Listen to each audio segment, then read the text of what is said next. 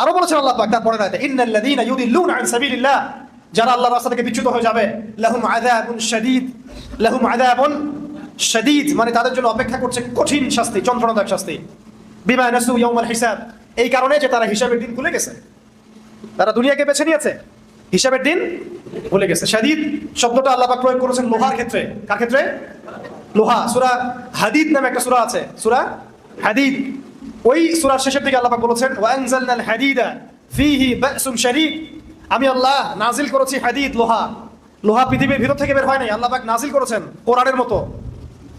কথা বুঝতে পারছেন?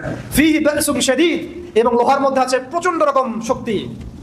ওই শব্দটা শাদীদ শব্দ আল্লাহ প্রয়োগ করেছেন সেই সব ব্যক্তির ক্ষেত্রে যাদেরকে আল্লাহ পাক খলিফা করবেন, পদ দিবেন, রাষ্ট্র ক্ষমতা দিবেন, কিন্তু আল্লাহর বিধান অনুসরণ করবে না, মানব রচিত তন্ত্রমন্ত্র অনুসরণ করবে, প্রবৃত্তির দাসত্ব করবে এবং আল্লাহর রাস্তা থেকে বিচ্যুত হয়ে যাবে।